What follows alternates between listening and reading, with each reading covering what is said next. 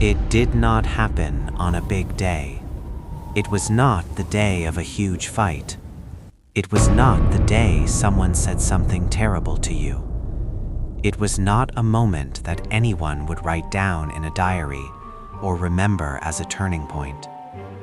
There was no dramatic scene, no clear before and after, no obvious line that was crossed that you can point to now and say, that was it.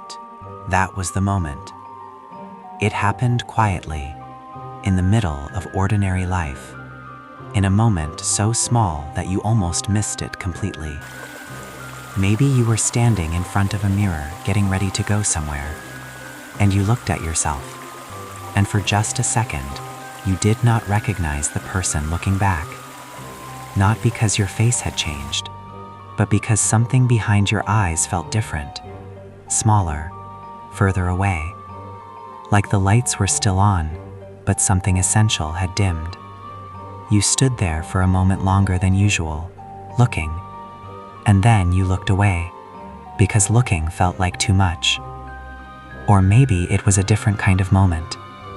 Someone asked you what you wanted to eat. A simple question. The kind of question you answer 100 times without thinking. And you opened your mouth, and nothing came out. Because somewhere along the way, you had stopped knowing what you wanted. You had gotten so used to wanting what was safe, wanting what would not cause a problem, wanting what would make things easier and quieter and less complicated, that your own preferences had gone quiet. Not permanently, just quiet, like they were waiting to see if it was safe to come back. Or maybe it happened when an old friend said something to you, something like, "You seem different lately," and you laughed it off. You made a small joke about being tired, about work, about life being busy. But later, alone, those words stayed with you, because part of you knew they were right. Part of you had been thinking the same thing for a while. You just had not let yourself say it out loud, because saying it out loud would mean having to look at it directly, and looking at it directly would mean having to decide what to do with it. These are the moments we are going to talk about today. Not the big explosions, not the obvious signs, but the small, quiet, ordinary moments when something inside you tries to tell you that you are not the same person you used to be. Because here is what is true. When a person has been inside a damaging relationship for a long time, the change that happens inside them does not arrive like a storm. It arrives like fog, so slowly, so gently, so quietly, that by the time you notice it, you are already deep inside it. And the hardest part is not the fog itself. The hardest part is that while the fog was coming in, everything still looked mostly normal. You were still waking up in the mornings, still going to work or school, still talking to people, eating meals, watching things, living a life that looked from the outside like a regular life. And the change kept happening underneath all of that, invisible, patient, steady. The fog does not announce itself. It does not ask permission. It moves in through the small gaps, through the moments you stayed quiet when you used to speak, through the evenings you spent managing someone else's feelings instead of paying attention to your own, through the slow disappearance of things that used to matter to you, through the gradual, almost unnoticeable process of making yourself smaller and quieter and easier and less. This video is about the moment the fog lifts just enough for you to see, the moment you realize you lost who you were, and more importantly, what that moment actually means. Because it does not mean what most people think it means. Most people, when they first feel it, think it means something is broken beyond repair, that the version of them that existed before is gone and will not come back. that they waited too long, changed too much, drifted too far. But that is not what it means, and understanding what it actually means changes everything. Let us start at the beginning, not the beginning of the relationship, the beginning of the change, because those two things are not the same moment. When you first got close to someone who would eventually change you, nothing felt dangerous. Everything felt the opposite of dangerous. It felt warm and exciting, and like something you had been waiting for without knowing you were waiting. That person made you feel seen. They made you feel chosen. And when someone makes you feel that way, your whole body responds. You open up. You trust. You let them into places you do not usually let people in. That openness is not stupidity.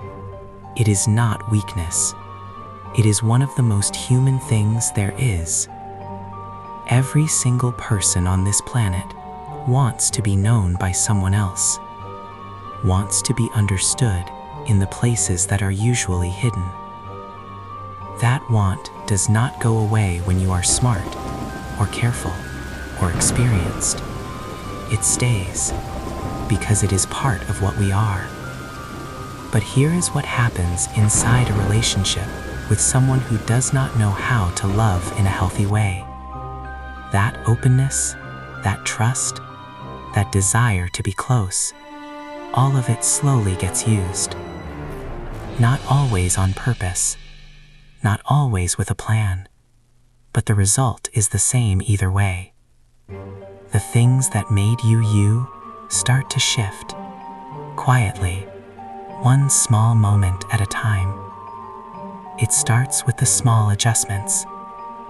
You notice that certain topics make the other person uncomfortable, so you stop bringing them up. Not because you were told to, because it was easier, because peace felt better than conflict. And that makes sense. Choosing peace over conflict is not automatically a bad thing. But when you do it again and again, across weeks and months, across 100 different topics and situations, you start to lose the habit of saying what you actually think. And then you start to lose the ability to know what you actually think. Because thoughts need to be spoken to stay alive. They need air. When you keep them inside long enough, they start to disappear. Not all at once, one at a time, like candles being blown out in a room that is slowly getting darker.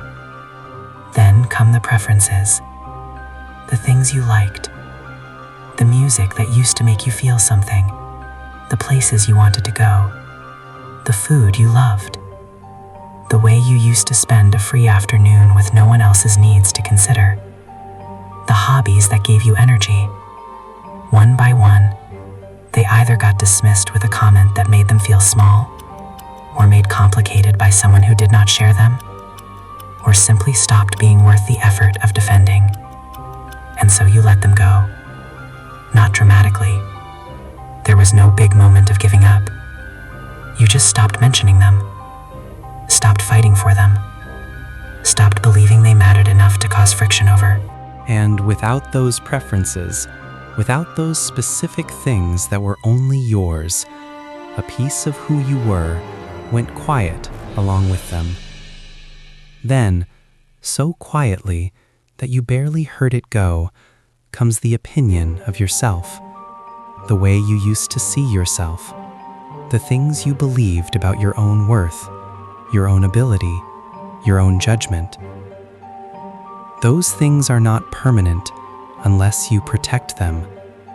And if the person closest to you spends months telling you, directly or indirectly, loudly or in small, quiet ways, that your judgment is off, that you are too sensitive, that you misread situations, that your memory cannot be trusted, that your reactions are always a little bit too much or a little bit too little, eventually, without even deciding to, you start to agree. Not completely, not all at once, but enough. enough that the voice inside you that used to say, "This is wrong, this does not feel right, I do not deserve this," that voice gets quieter and quieter until one day you realize it has been a long time since you heard it at all. And the silence where it used to be is the most frightening silence you have ever felt. This is the process. This is how it happens. Not in one big moment, in 1,000 small ones, each one almost nothing, together, everything. And now we reach the part that nobody talks about enough. The thing that makes this so hard to see while it is happening is not that you are not paying attention. You are paying attention. You are paying enormous attention, but you are paying attention to the wrong thing. You are watching them. You are studying their moods like a scientist studies weather patterns. You wake up in the morning, and before you even fully open your eyes, some part of you is already asking, what kind of day is it going to be? What mood are they in? What happened yesterday that might still be affecting today?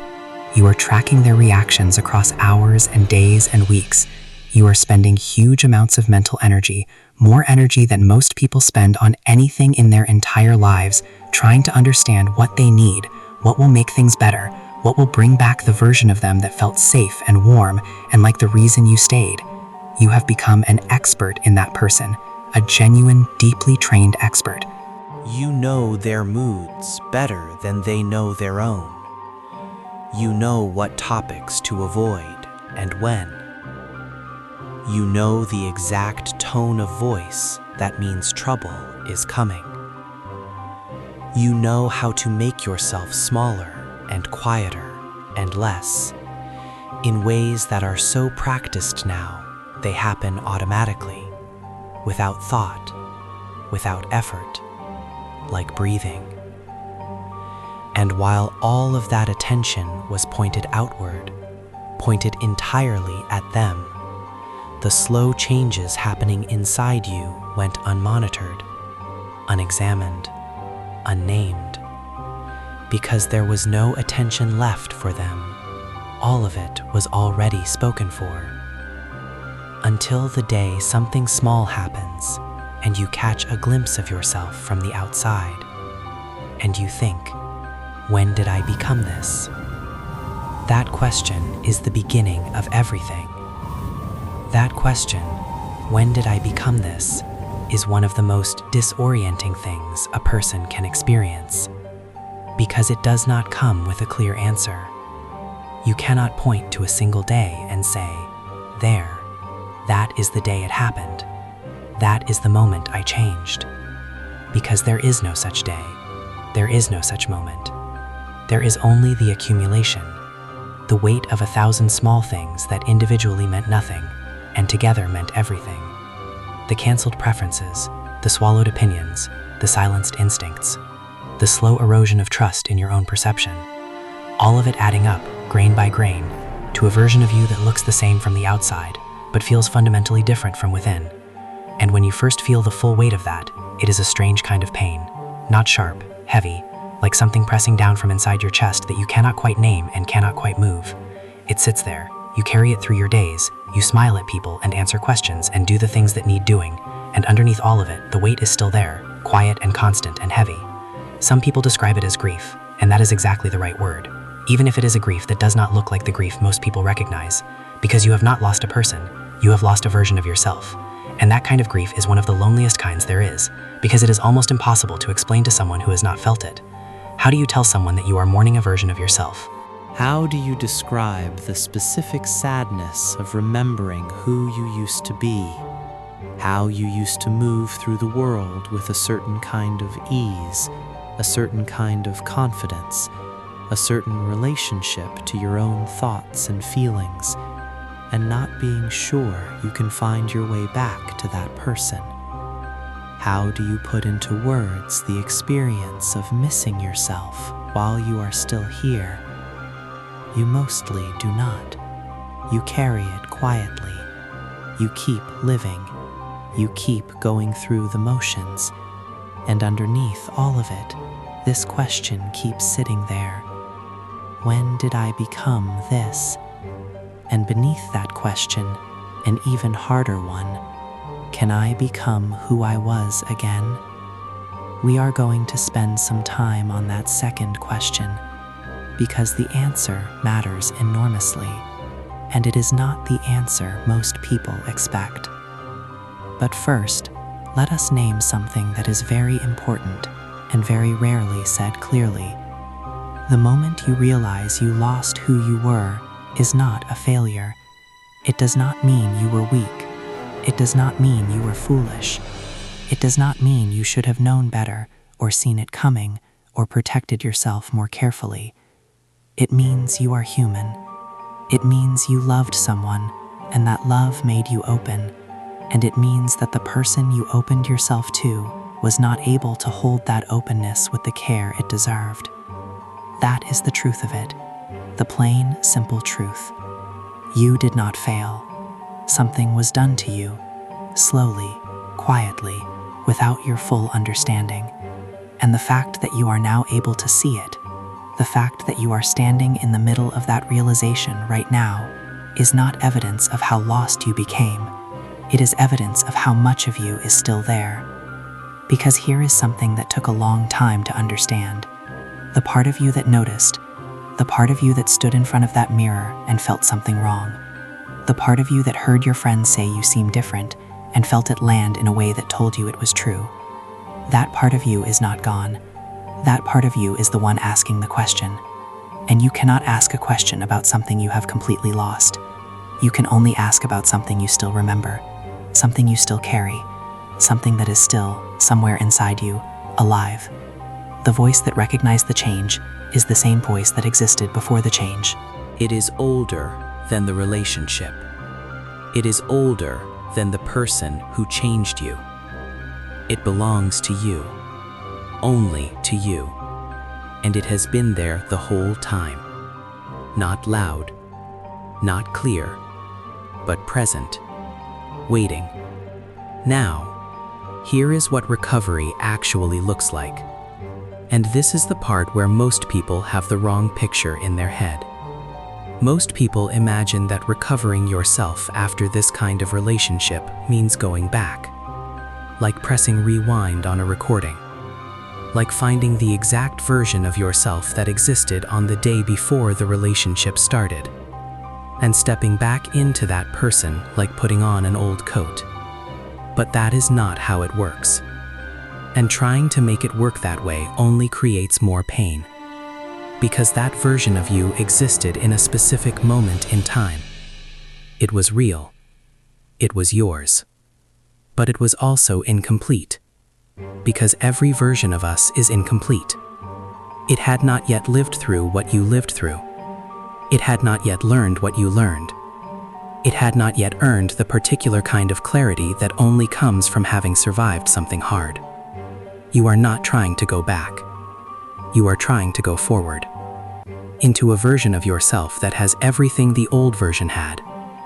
The instincts, the preferences, the opinions, the voice, plus something new.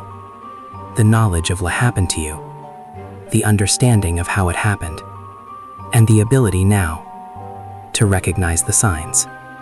That is not a lesser version of you. That is more. Recovery looks like small things. It always does. It looks like noticing you have an opinion and saying it out loud, even when your stomach tightens with the old fear of how it might land. It looks like ordering what you actually want at a restaurant instead of what feels safest. It looks like spending an evening doing something that used to matter to you, and sitting with the feeling of it mattering again. It looks like hearing your own voice in your head, and trusting it just a little bit, just enough to act on it once, and then again, and then again. Each time is an act of returning, not to the past, to yourself. It looks like remembering a song you used to love, and letting yourself love it again, without explaining why. It looks like spending time with a friend you drifted from, and remembering that this person knew you before, and that who you were before is something they still see in you, even when you have stopped seeing it in yourself.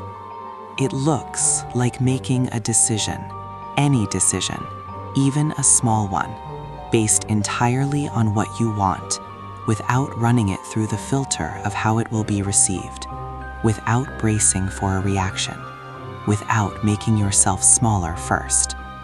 These moments feel almost embarrassingly simple. From the outside, they look like nothing, like ordinary life, like the kind of things everyone does all the time without thinking. But for someone coming back to themselves after being slowly changed by a damaging relationship, these moments are enormous, because every single one of them is a message to the part of you that went quiet, a message that says, I hear you, I am coming back, you are allowed to exist. There will be days when none of this feels possible, days when the fog comes back and the voice goes quiet again, and everything that happened feels more real and more present than anything that exists now. Days when you catch yourself doing the old things, making yourself smaller, second-guessing everything, looking for approval before you allow yourself to feel okay. Those days are part of it. They are not evidence that you are failing. They are evidence that healing is not a straight line. It never was, and it never will be for anyone who has ever healed from anything real. But they pass, and when they pass, the voice comes back, and each time it comes back, it is just a little bit steadier, a little bit more familiar, a little bit more yours. There is one more thing I want to say before we close. If you are watching this and you are in the middle of that realization right now, if the question, when did I become this, is sitting in your chest as you hear these words, I want you to hear something directly. The fact that you are asking the question means the answer is not gone. You are not too far in. You are not too changed. You are not someone who has lost themselves so completely that there is nothing left to find. The asking itself is proof of that. The reaching itself is proof of that. Something in you reached for this video. Something in you is still looking. And that something is not small. That something is you. Still here, still trying. And trying, even on the quietest and hardest days, is more than enough to begin. If any part of this felt like something you needed to hear today, leave a word in the comments. Just one word. You do not have to explain anything more than that. And if someone you know is carrying this quietly right now, share this with them. Sometimes the most important thing we can offer another person is the feeling of being understood. If any part of this story felt familiar, you're not the only one. Tell me in the comments if you've ever experienced something similar. If this video spoke to you, subscribe to the channel now. Most people who need these conversations aren't subscribed yet. Don't miss out. Subscribe and keep going on this journey.